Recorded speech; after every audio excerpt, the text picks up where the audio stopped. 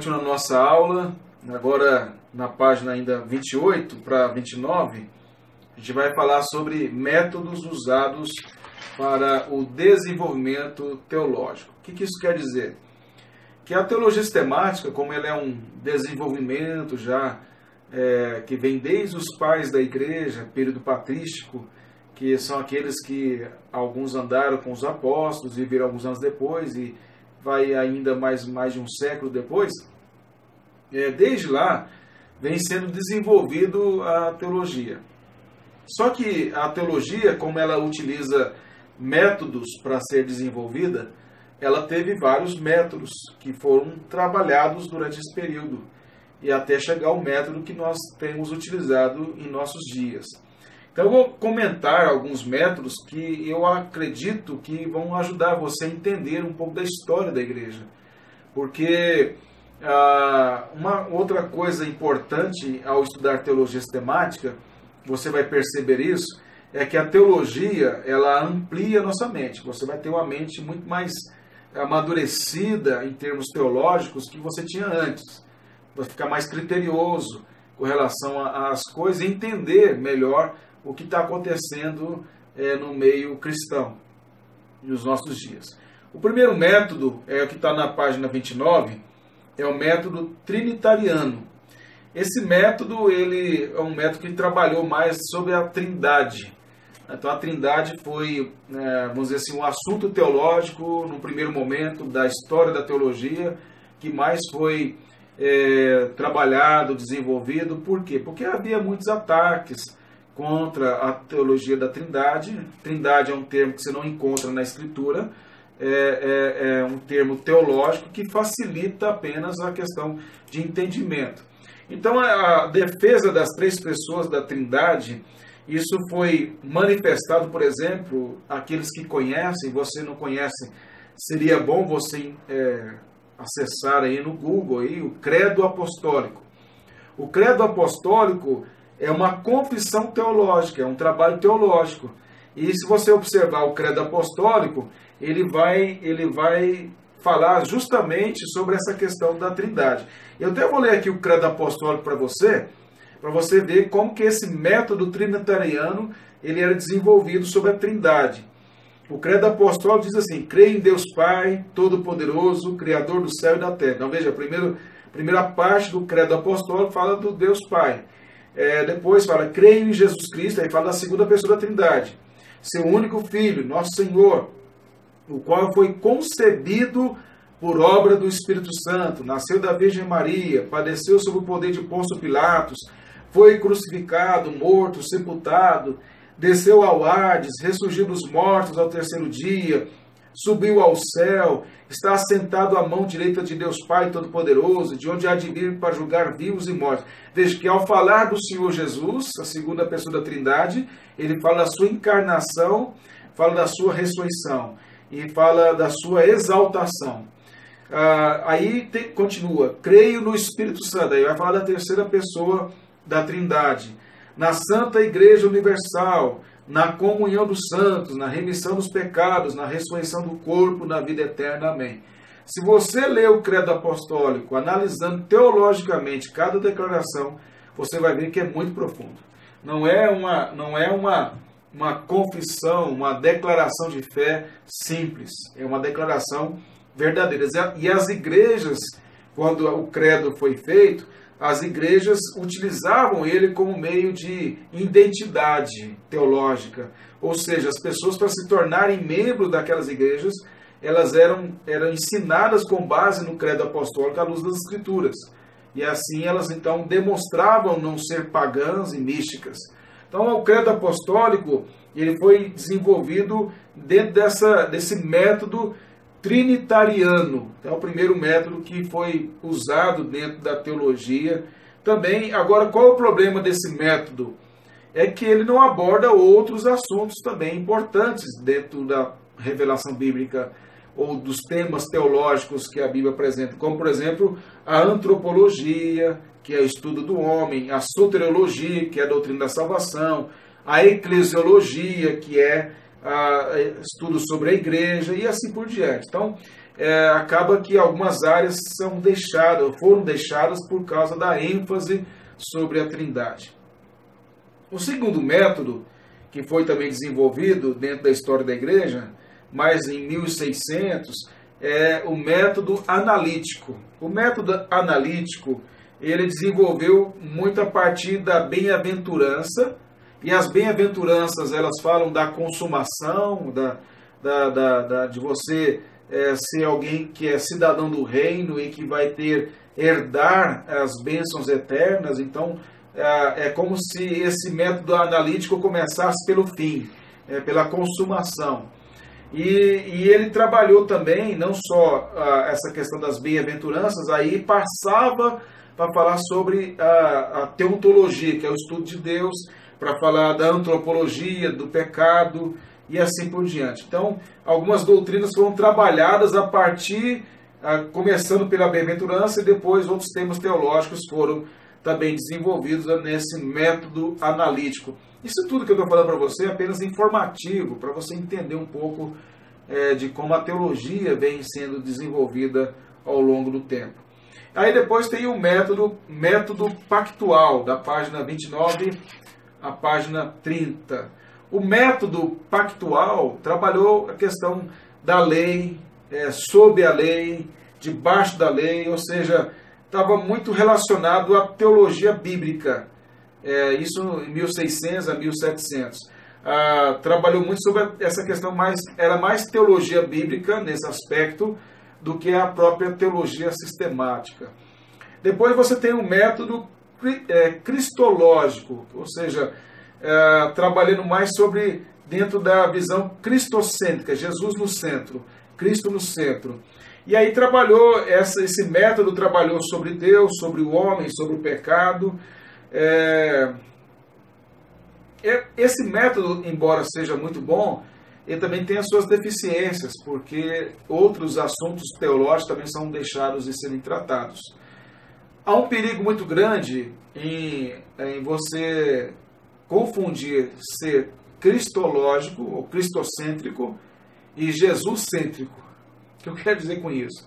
Tem um livro chamado Pregação Cristocêntrica, que ele fala justamente isso. Nós temos que ser cristocêntricos, no sentido de que a revelação bíblica ela vai mostrar esse plano redentor de Deus em favor do seu povo por meio de Cristo. Quando o Senhor Jesus, eu citei isso na última aula, na semana passada, quando o Senhor Jesus ressuscitou, ele encontrou aqueles 2 discípulos a caminho de Emaús, ele apresentou desde Moisés, desde Gênesis, toda a Escritura revelando ele. Então foi uma exposição cristocêntrica. Agora, é perigoso você ser Jesus-cêntrico. O que isso quer dizer? Você querer achar que toda a passagem bíblica está falando de Jesus. Aí você força o texto para poder dizer que está falando de Jesus. E nem toda a passagem está falando diretamente de Jesus. Mas a Escritura, na sua essência, está falando de Cristo. E ela é cristocêntrica. Então, o método cristológico pode correr esse risco de desenvolver uma teologia que seja Jesus-cêntrica e não cristocêntrica. Outro método que é utilizado, e é o método que nós utilizamos nesse curso, que é o método atual, que é o método sintético. Esse método ele vai desenvolver a teologia sistemática a partir das Escrituras. Agora tem algumas coisas que eu preciso esclarecer. Até o século XIX, a teologia sistemática no método sintético, que é o que nós utilizamos, começava como tema teológico sobre Deus. E aí vinham os outros temas que eu vou mostrar daqui a pouco. Mas quando surge o liberalismo teológico dentro do contexto da igreja, como fruto do iluminismo, a inspiração das Escrituras deixou de ser uma verdade dogmática, como eu mostrei anteriormente. E começou a ser questionada a inspiração da Escritura, a inerrância da Escritura, a suficiência dela, porque os liberais não acreditam na inspiração, que Deus usou homens para se revelar, que Deus intervenha na história. E aí, por causa disso, os teólogos reformados começaram a desenvolver a teologia sistemática a partir da inspiração das Escrituras. É nesse contexto que surge a prolegômena, a introdução da teologia sistemática, como nós estamos fazendo aqui. Qual é a importância de você estudar introdução à teologia sistemática, que é o primeiro tema teológico? Se você olhar a apostila, você vai ver que mais para o final da apostila eu vou trabalhar sobre a inspiração das Escrituras. Por que isso? Porque essa verdade que nós cremos que é uma verdade definitiva, um dogma, não é uma verdade definitiva para muitos pastores e teólogos do nosso tempo. A teologia liberal, a gente vai estudar sobre liberalismo teológico, você vai ver, talvez você nunca ouviu falar disso, talvez quando você falava assim, tal fulano pastor é liberal, você talvez achasse que é alguém imoral, defendendo conceitos éticos e morais contrários à Bíblia, que acaba sendo também, mas liberalismo teológico tem a ver com essa questão da revelação bíblica, tem a ver com essa questão da autoridade da Escritura, da intervenção de Deus na história. Então, dentro dessa perspectiva, o que acontece? Por causa dos liberais, os teólogos reformados começaram a trabalhar como primeiro tema teológico a inspiração das Escrituras, que é o assunto que nós estamos tratando aqui. Nós estamos preparando um terreno introdutório para chegar à inspiração das Escrituras. Aí você vai entender depois por que nós estamos estudando todo esse contexto teológico, porque nós estamos estudando todas essas questões de heresias e tal. Você vai compreender que é um pano de fundo para você ver a importância que é estudar a teologia com esse pressuposto bíblico. E aí o Luiz Berkhoff, vou citá-lo aqui, ele vai falar que nós trabalhamos com 3 pressupostos básicos, nós reformados. Primeiro pressuposto, Deus existe. Aí tudo bem, teólogo liberal também acredita que Deus existe. Segundo pressuposto, Deus se revelou. Aí o teólogo liberal não acredita que Deus se revelou. Ele acredita que Deus existe, mas numa outra dimensão em que ele não se revela ou não se revelou na nossa realidade. Por isso que ele não pode ser conhecido, nós não temos uma teologia dogmática. E o terceiro pressuposto que o Berkhoff vai mostrar é que Deus pode ser conhecido. Por quê? Olha aí a cadeia lógica. Deus existe, Deus se revelou, e por ele ter se revelado, nós podemos conhecê-lo. Como que nós podemos conhecer a Deus? Através do meio pelo qual ele se revela, que é a Escritura. Por isso que a teologia reformada sempre será construída sob a Escritura. Se você pegar, por exemplo, a Confissão de Fé de Westminster, que é uma elaboração dos teólogos ali reunidos na capela de Westminster, eles vão falar que toda opinião teológica, concílio, ideia, experiência e tal, está submetida à autoridade das Escrituras. Ou seja, nenhum teólogo, nenhuma confissão teológica pode estar acima da Escritura. Essa é a visão da teologia reformada. Na página 31, eu vou mostrar agora, então, nesse método sintético, que é o método que nós utilizamos, como que a teologia sistemática, dentro desse método, ela é desenvolvida por cadeia lógica. E tem um quadro aí, e você vai entender isso melhor. Por exemplo, primeiro tema teológico. Qual é o primeiro tema teológico que nós utilizamos? É a prolegômena, que é a nossa disciplina, a introdução à teologia sistemática. O que nós vamos trabalhar nesse tema teológico da sistemática? A revelação bíblica e a inspiração das Escrituras. Porque esta é a base. Analisa comigo. Por que tem que ser isso? Porque é a base. Se você não crê na inspiração das Escrituras, que Deus se revelou e que a Bíblia é inspirada, como é que você vai desenvolver os outros temas sobre Deus, sobre Cristo, a igreja e assim por diante?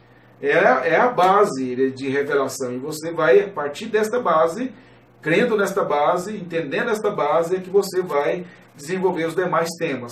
Uma vez que Deus se revelou e nós estudamos o seu meio de revelação, que é a Escritura, o próximo tema é teontologia, que é o estudo do ser de Deus. Ou seja, Deus se revelou, vamos estudar agora sobre quem Deus é, à luz da revelação que Ele faz de si mesmo.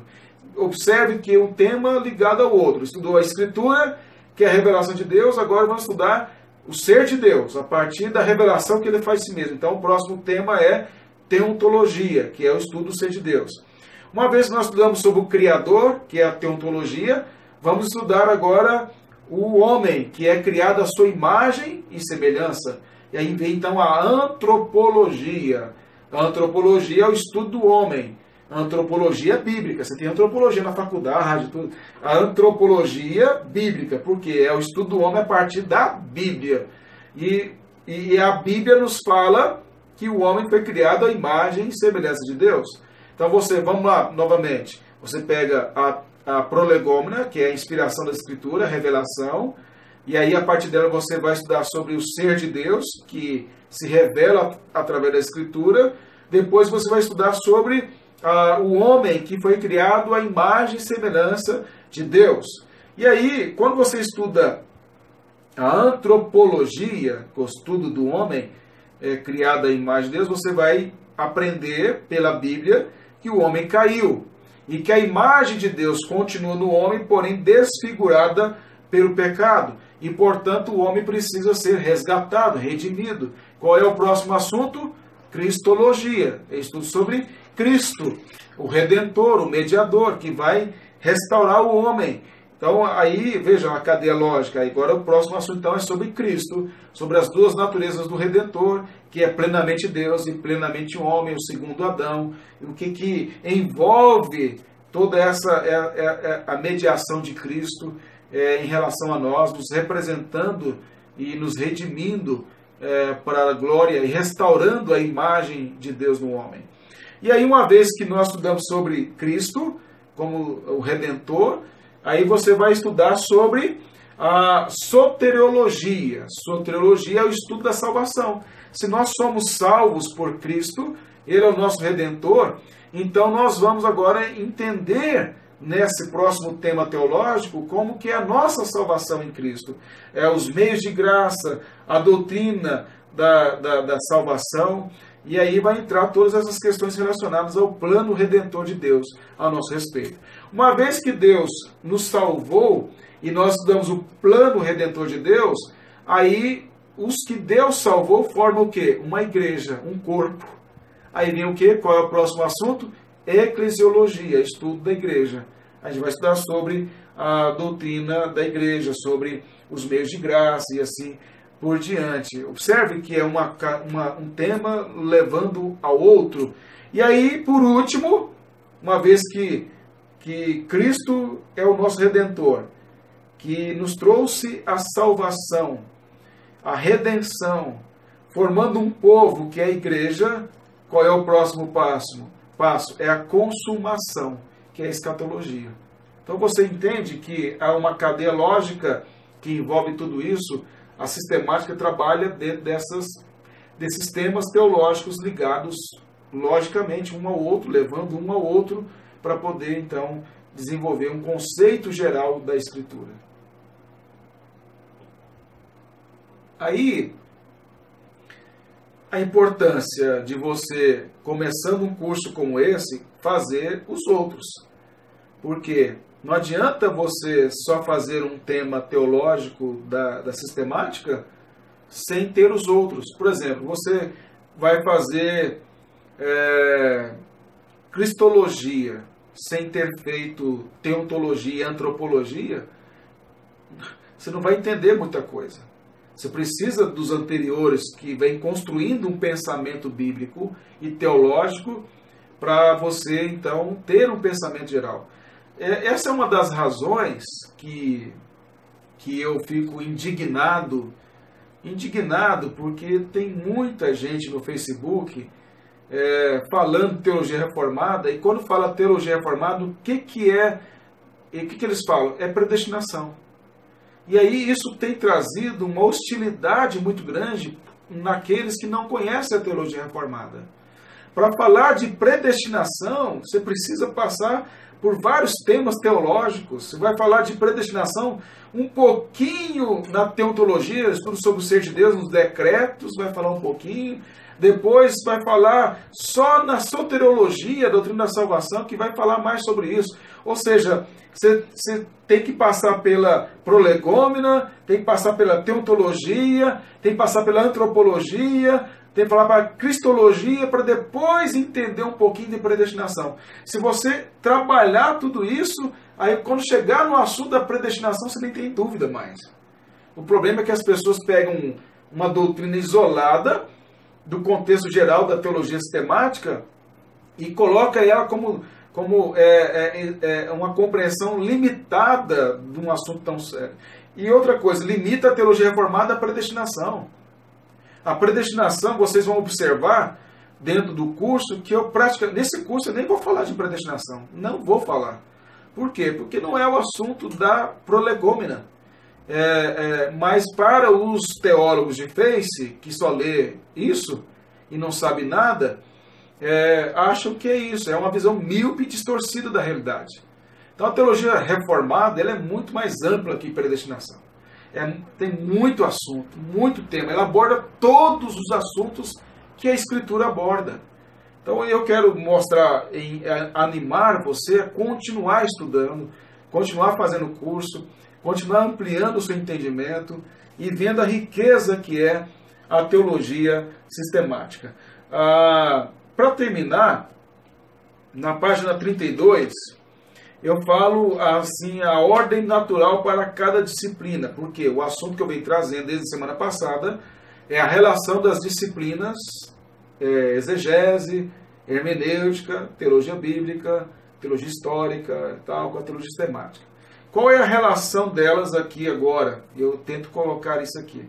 A hermenêutica, ela dá ferramentas de interpretação, hermenêutica bíblica, para para construir a exegese. Ou seja, só faz exegese quem tem entendimento da hermenêutica.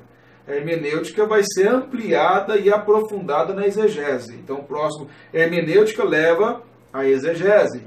A exegese ou as exegeses levam à teologia bíblica, porque a teologia bíblica vai trabalhar a revelação bíblica e a exegese que vai dar o fundamento para entender a revelação bíblica. E a teologia bíblica vai ser a base da teologia sistemática, e a teologia sistemática com a teologia bíblica, com a exegese e com a hermenêutica é o fundamento da pregação. Então a pregação ela tem que ser fruto de tudo isso. Um bom pregador, um bom expositor bíblico, ele tem hermenêutica na cabeça, tem exegese, teologia bíblica e sistemática na cabeça. Porque aí ele enxerga tudo a partir dessa visão mais ampla. Por isso que pregar é o outro. Vai ter módulo no curso, no Instituto, à distância de pregação expositiva. E aí a pregação ela envolve todas essas questões teológicas, hermenêutica, exegese, teologia bíblica e teologia sistemática. Está tudo relacionado. Na página 33 aí, eu coloco que elas estão uma ligada à outra aí. E dentro da pregação tem que ser utilizada hermenêutica, teologia bíblica, teologia sistemática e exegese. Em que sentido? A hermenêutica, exegese e teologia bíblica vai ser útil e fundamental na interpretação do texto que vai ser pregado.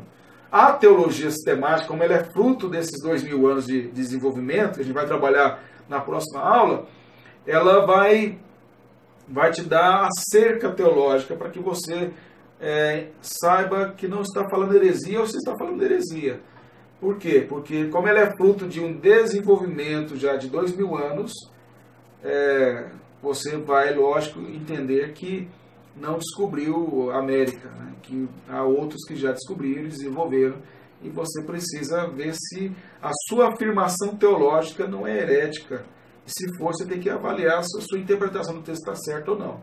Então a teologia sistemática ela nos humilha nesse aspecto para nos mostrar que precisamos consultar e ter uma mente teológica madura na medida que nós estudamos a palavra de Deus.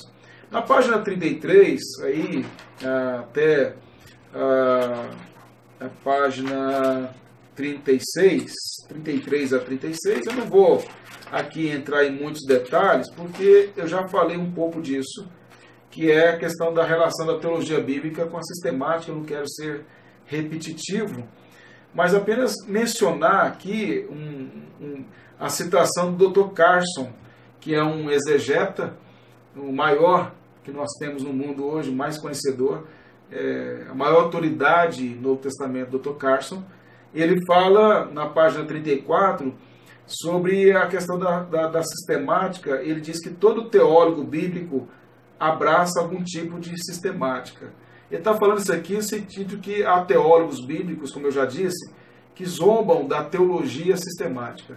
Mas ele fala assim, isso é uma incoerência, porque todo teólogo bíblico ele tem um método de teológico, e ele abraça algum método, algum tipo de sistemática. Por exemplo, qualquer teólogo reformado, que um teólogo bíblico, ele acredita nas declarações teológicas da Confissão de Fé de Westminster. E a Confissão de Fé de Westminster é um desenvolvimento teológico, sistemático.